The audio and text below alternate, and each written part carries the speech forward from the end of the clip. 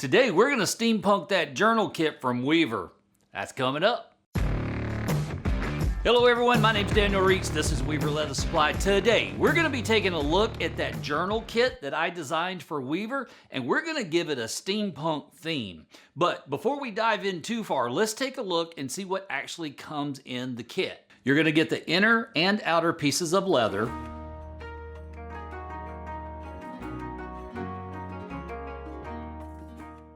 the journal, Ritza tiger thread, John James needles, the instructions, and the pattern.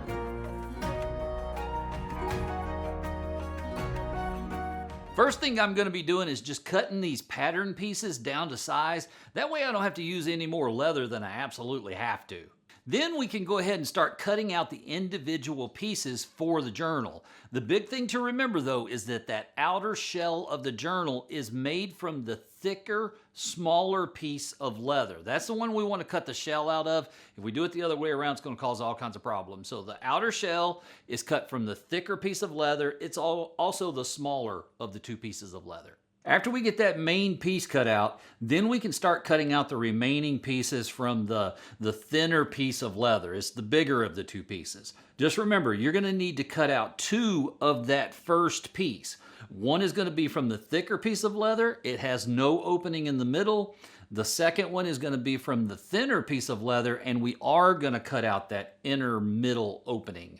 So if you want to see how to do any of the individual steps, we're going to put a link in the description to the original video on how to make the journal. This, I go into a lot of detail on that one. This one, we're going to move kind of quickly through it. This project took me like the better part of 3 days to create. And because of that, it could end up easily being a really, really long video. So we're going to move through it kind of quickly. If you need more detail on any of those individual steps, check the description for the video below, and the link will be in there so you can see that original video. So one of the major things that we're going to be doing in this video is giving the journal a steampunk style. And one of the ways we're going to be doing that is I'm going to be adding a lot to it that didn't come with the kit. One of the very first things that I'm going to be adding to it is this amazing chrome tan leather from Weaver. The name of it escapes me when I'm doing the video right now, but I will make sure we put the name of it right over here in a little graphic, and we're going to put a link to it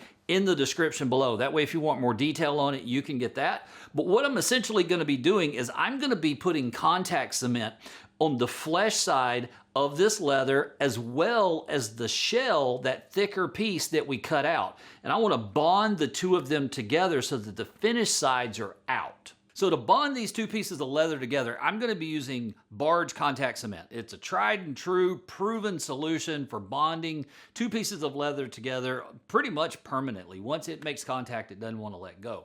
Now, typically, if I'm going to be spreading glue, I'm going to be using a chip brush. They're cheap and they work, and that's what I've used forever. Well, Weaver sent me some of these glue spreaders in the last supply kit that they sent out, and I was really curious about it. I liked the idea, so I thought, why don't we give it a try? And I was blown away. There's two things that really got my attention about these. It looks really simple, like why would it be that amazing, right? Well, one of the big things that I really like about it, with a chip brush, your glue, that chip brush is holding some of the glue, so you're automatically losing some of your glue to the brush itself. Well, that's obviously not happening with a silicone spreader.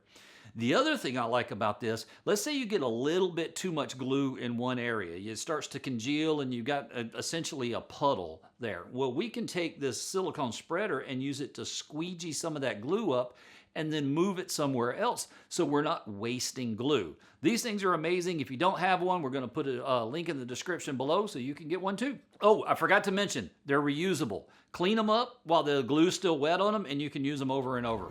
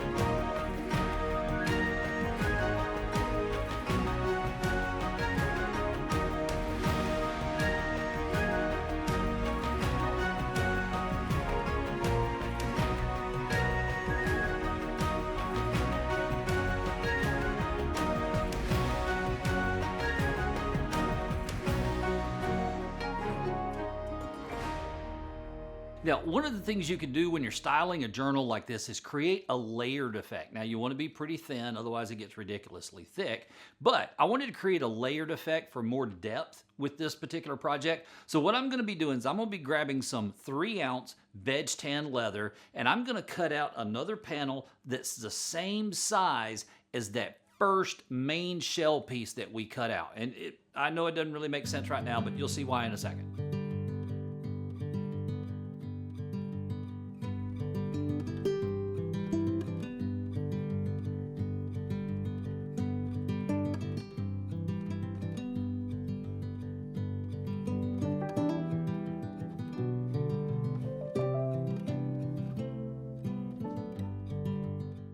Once we've got that done, I'm gonna grab my wing dividers and trace in a 1/2-inch border all the way around the outside.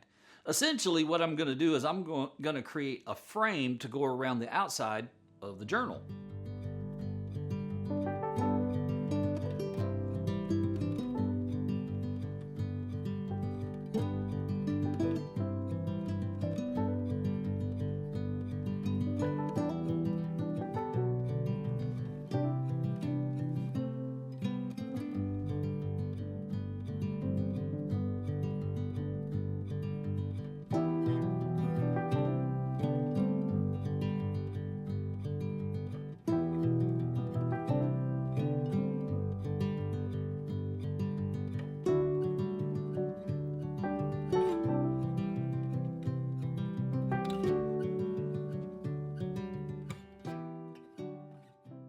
So now that we've got it cut out, we want to attach it, but we can't just attach it the way it is. We need to create a gap in the middle. And I've tried a couple of different ways to explain this. I ended up grabbing a piece of leather so that, I can use a visual aid here.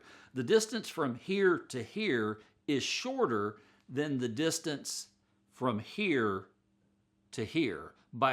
This is a longer distance right here than it is when it's laid out flat like that. You have to accommodate for the curve. And because of that, putting a frame on a journal like this can be really challenging. So essentially what we're going to do is we're going to cut a gap in the middle of the frame to accommodate the spine. We'll solve it a little later. I'll show you how we're going to do that. But for now, we're just going to cut an opening at the top and bottom of the frame to accommodate the spine.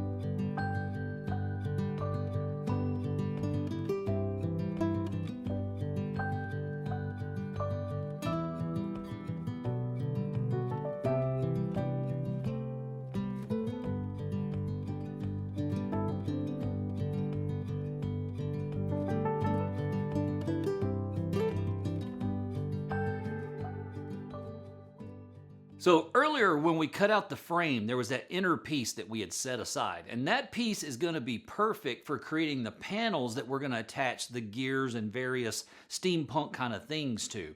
So what we want to do is we want to cut those out so that they line up with the frame that we just made.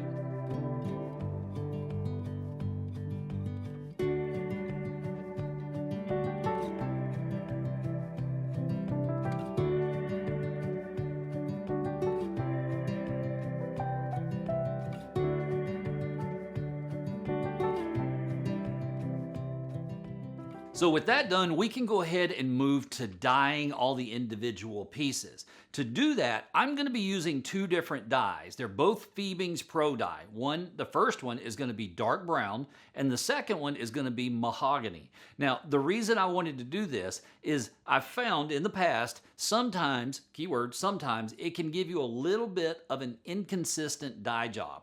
Now, if you're trying to create something that looks perfect and finely polished, well, an inconsistent dye job's really bad. You don't want that.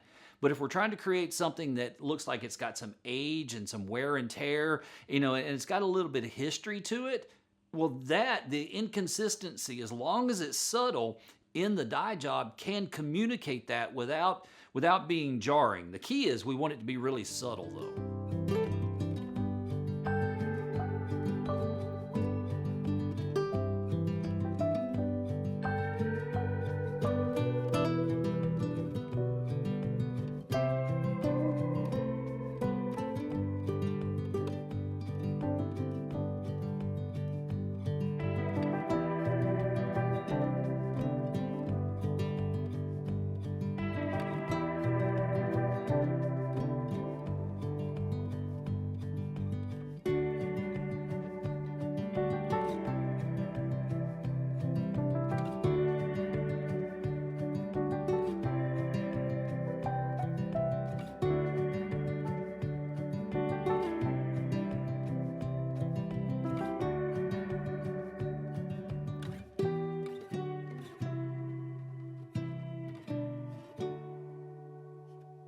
With all the individual pieces dyed, I went ahead and attached the frame to the outside of the journal. Just a little bit of leather crafter's glue. You want to go really, really easy on it. Go light on the glue because we don't want it squishing out from under the frame onto that leather, that really soft leather. We want to keep that as minimal as we can. If it does happen to squish out, grab you a Q-tip and clean it up as neatly as possible.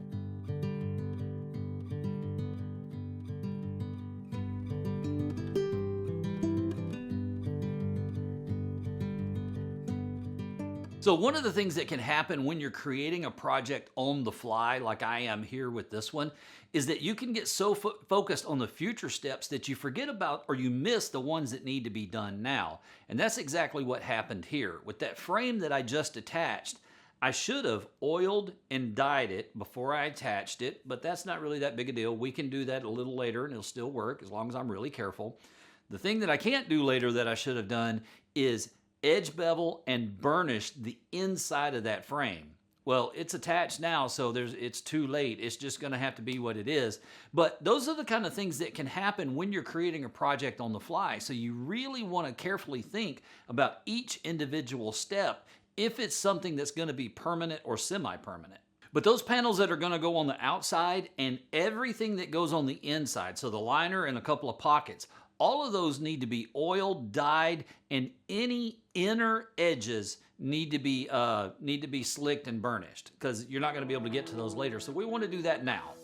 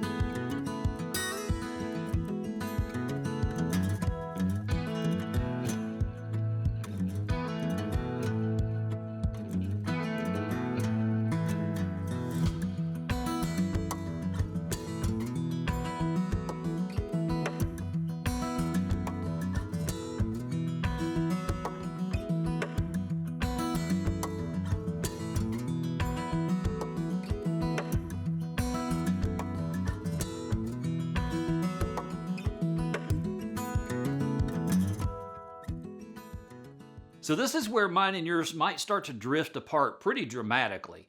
I'm going to be using gears and clocks and all kinds of steampunk kind of cool stuff that I found on Amazon. I think I bought a little bag of them for like $9 or something like that. Now, most of the stuff that I'm going to be using has holes in the center of it already. I mean, gears naturally have holes in the middle, which is where we're going to be putting the rivets. But a couple of them didn't. Like the very first clock piece that I'm going to be putting on there, that didn't have a hole in the middle. So I had to drill that out. And it drilled pretty easy, but if you're going to do it, just be careful. You know, things can spin and it's easy to get cuts and that kind of stuff. Just be careful when you do it. But we're going to be holding all of this in place with antique copper rivets. So a couple of tricks to make sure you get the look that you want as you're laying out your gears and clock parts and all that kind of stuff. Number one is you want to lay out 2 or 3 pieces, get the look you're happy with, mark the holes, set them in place with a rivet, then lay out a few more. The other thing that you might want to consider is to overlap the gears in some way. It gives it more depth.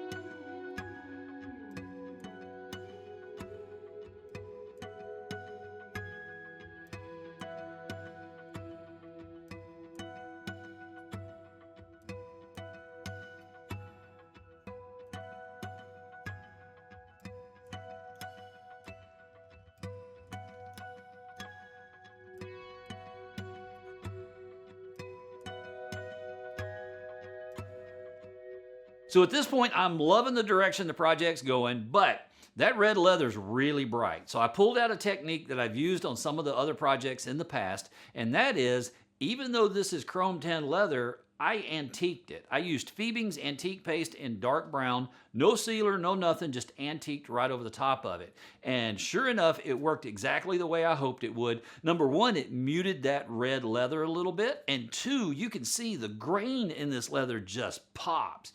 Now, one of the things I'm sure you're wondering about is, what about rub off? Well, if we're talking about a soft, supple leather like this, if you buff it, let it sit aside, and then buff it again, there's virtually no rub off on it. If you're concerned about it, let it sit for 24 hours. So what you do is you antique it, buff the majority off, sit it aside, let it sit for 24 hours, and then buff it again. And by the time you're done, there's virtually no rub off on it, and you've got the look that you want on the leather. Once I've buffed all the residue from the antique off the top, we can go ahead and secure these panels in place with a little bit of Leathercrafter cement.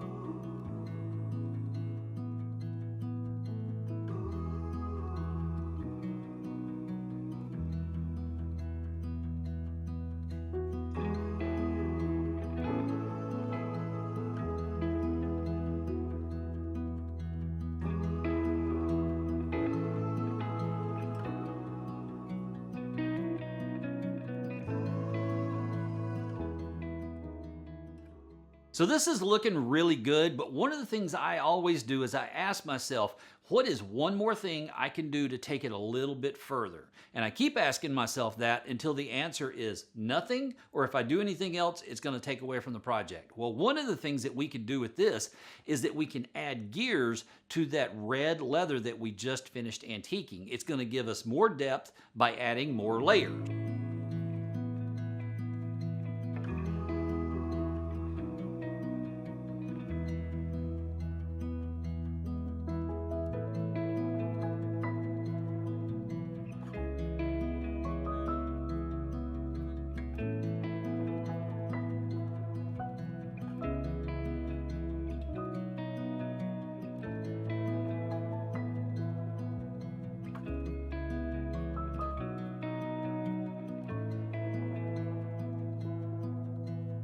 That glue that we used earlier is great for tacking it down and holding it in place, but it's not going to hold long term without something to support it.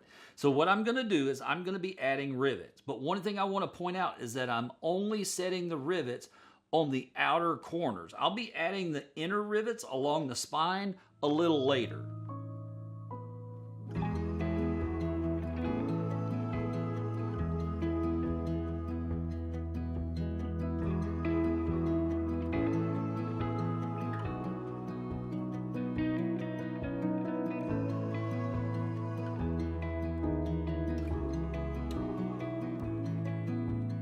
Now we can finally go ahead and start adding those panels to the inside of the journal. If we had done this prior to this step, then when we were adding these rivets, we would be punching through these pockets and panels, and it would essentially render them useless. So it was really important that we do it now instead of earlier in the process.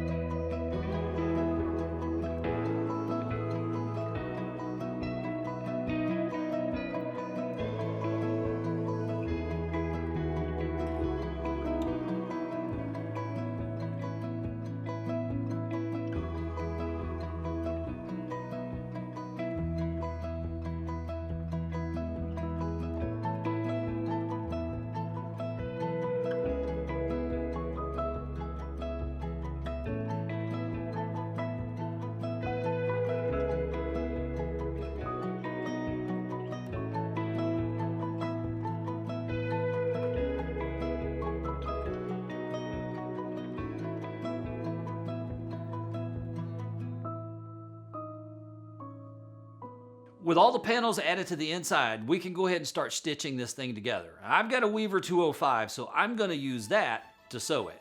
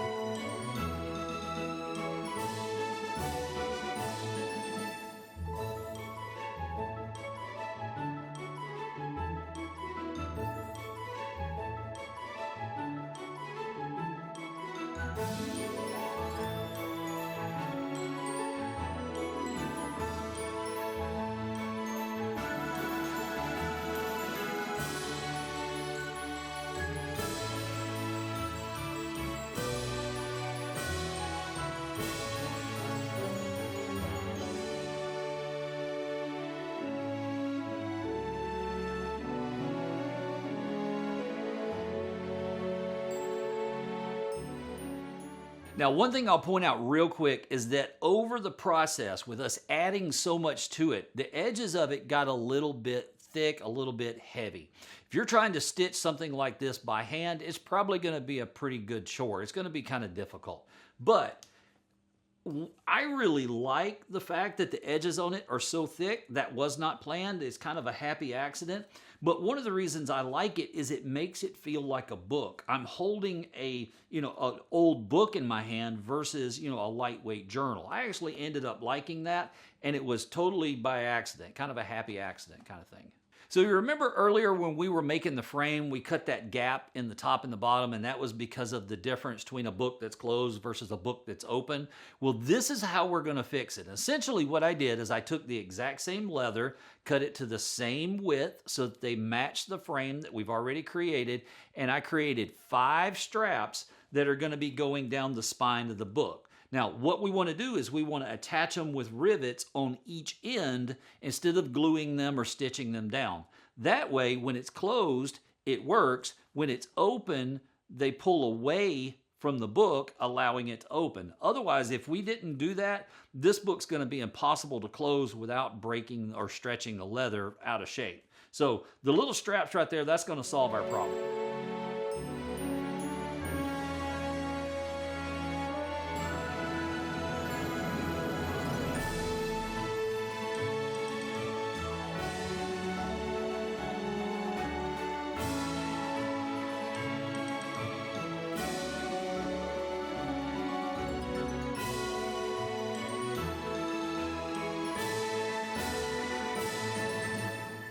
And with that, all that's left to do is edge bevel, dye the edges, and then slick it. I'm going to be using gum tragacanth to slick the edges of it.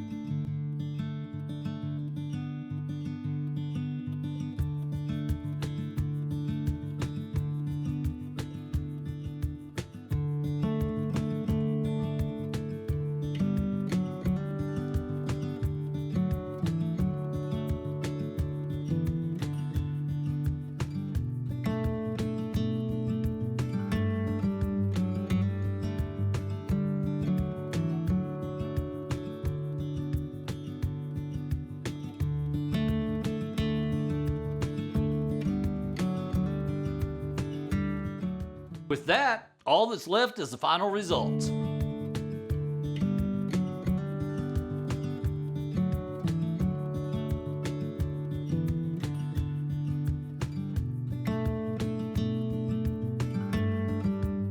That's going to do it for this video. I will see you in the next one.